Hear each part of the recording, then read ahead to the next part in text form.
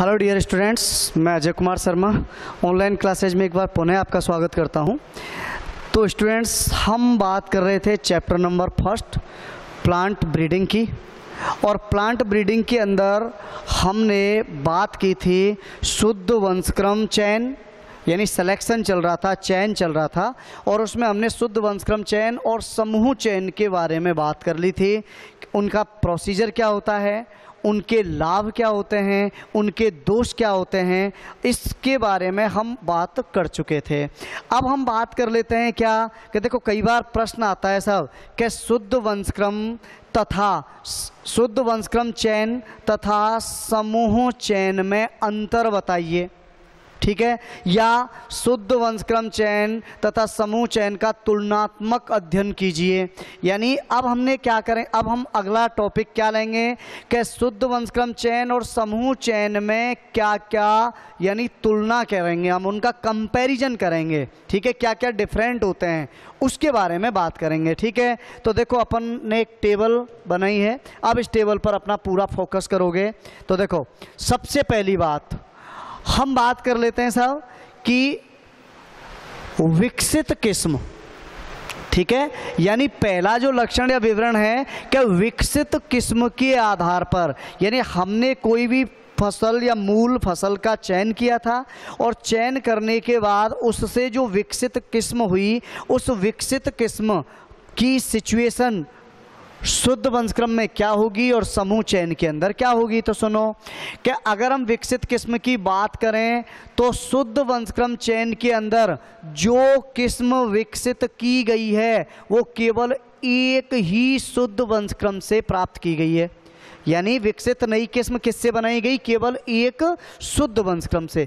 जबकि समूह चयन की बात करें तो इसके अंदर समूह, अब क्लियर सी बात है साहब, समूह है तो पूरा ग्रुप आएगा। इसका मतलब हम क्या करते हैं कि इसके अंदर हम कई शुद्ध वंशक्रम लेते हैं और इन कई शुद्ध वंशक्रमों का क्या प्राप्त करते हैं, मिश्रण, और उस मिश्रण द्वारा नई किस्म क्या की गई है, विकसित की गई है। तो समझिए, तो देखो, नई विकसित किस्म के आधार पर क्या होगा कि शुद्ध वंशक्रम चयन में केवल एक शुद्ध वंशक्रम से हम किस्म विकसित करते हैं, तो समूह चयन में कई शुद्ध वंशक्रमों के मिश्रण द्वारा हम कोई नई किस्म विकसित करते हैं, ठीक है। सेकंड आ जाओ, अनुकूलनशीलता, यानी नई जो किस्म विकसित की है उसकी अडेप्टिव क्वालिटी क्या है, कैसी होगी, या हम बात करें उसकी अडेप्टेशन कैपेसिटी, अनुकूलन क्षमता कैसी होगी। तो देखो, एक चीज याद रखना कि शुद्ध वंशक्रम चयन के अंदर केवल एक शुद्ध वंशक्रम हुआ और उसी के मध्य स्वपरागण द्वारा हम क्या करते हैं सब, अगली संतति। इसका मतलब उसमें विविधताओं की कमी होती है,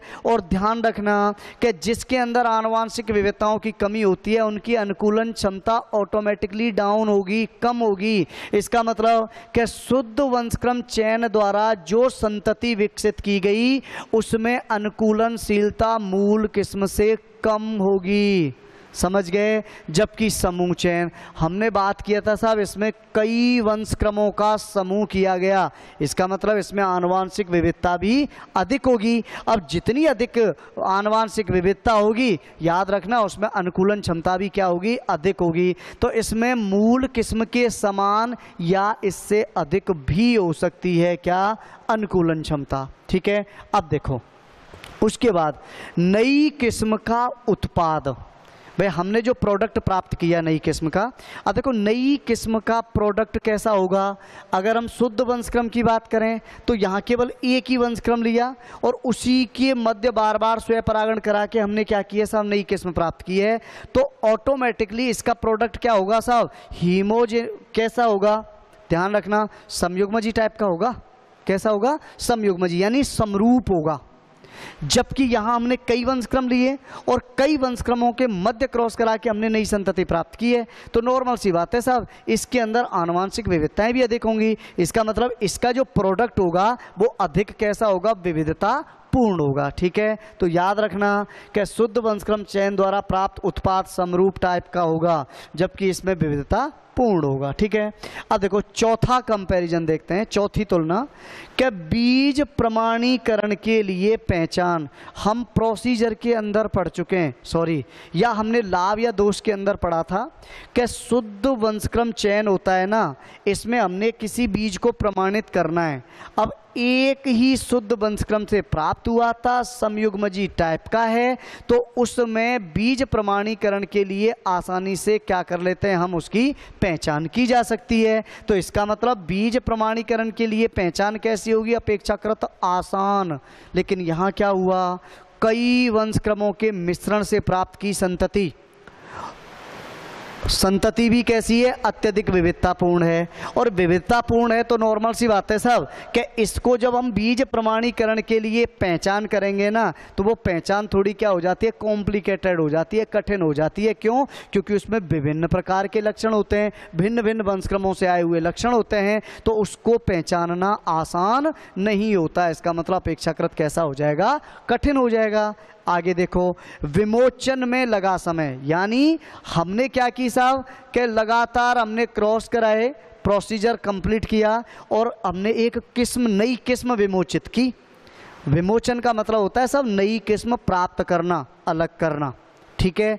तो नई किस्म के विमोचन में लगा समय, शुद्ध वंशक्रम चयन में समय, श्रम और पैसा ज़्यादा लगता है। इसका मतलब समय भी क्या होगा, लगभग 8 वर्ष में जाके।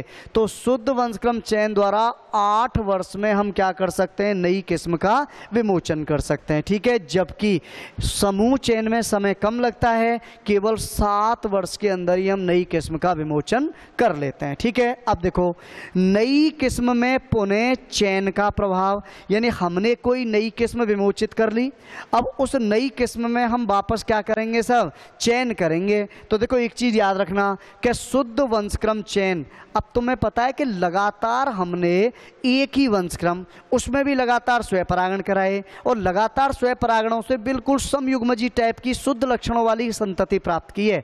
अब उस संतति में तुम्हें पता है आनुवांशिक विविधता तो होंगी नहीं।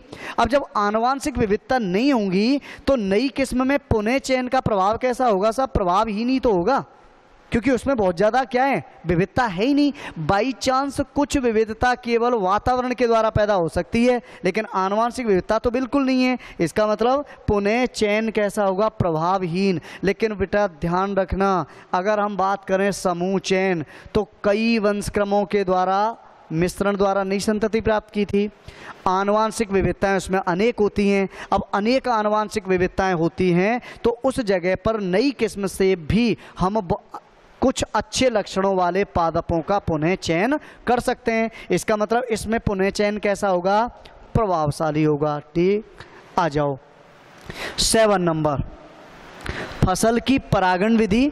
तो परागण नॉर्मल सी बात है साहब, शुद्ध वंशक्रम, और मैंने शुद्ध वंशक्रम में क्या बताया था कि एक ही वंश का पौधा होता है, ठीक है, और उसी वंश के पौधे के मध्य क्या करवाया जाता है, परागण करवाया जाता है। इसका मतलब इसमें मेनली क्या होगा, स्वयं परागण, समझ गए ना। यानी एक ही पादप के पुष्प के परागकण या तो उसी पुष्प की वर्तकाग्र पर जाकर गिरेगा या इसी पादप के किसी दूसरे पुष्प की, मान लो ये दूसरा पुष्प हो गया, तो इसका परागकण यहाँ भी जाके गिर सकता है ना। तो ये तुमने पढ़ा होगा, सजातीय और स्वयुग्मन। स्वयंपरागण भी 2 टाइप का होता है, सजातीय और स्वयुग्मन। सजातीय का मतलब पादप एक लेकिन पुष्प 2 होते हैं, और स्वयुग्मन में मैंने बताया था उसी पुष्प के परागकण उसी पुष्प की वर्तकाग्र पर जाकर गिरते हैं। इसकी बात करें तो इसमें देखो याद रखना, स्वयं परागण भी कराया जा सकता है और परपरागण, दोनों विधियां काम में ली जाती हैं, ठीक है ना, ये चीज़ ध्यान रखना। अब बात करते हैं हम आनुवांशिक विविधता की। तो सब क्लियर सी बात है कि शुद्ध वंशक्रम में तो केवल एक ही वंश लिया था, उस वंश में भी लगातार क्या हुआ साहब, हमने स्वयंपरागण कराया। अब स्वयंपरागण कराया तो जो पौधा था वो कैसा होगा, समयुग्मजी टाइप का होगा। समयुग्मजी यानी शुद्ध लक्षणों वाला होगा। अब शुद्ध लक्षणों वाला होगा तो आनुवांशिक विविधता कंप्लीटली कैसी होगी, एब्सेंट होगी। वातावरण द्वारा भले ही कोई विविधता पैदा हो जाए, लेकिन आनुवांशिक विविधता तो कैसी होगी, अनुपस्थित होगी।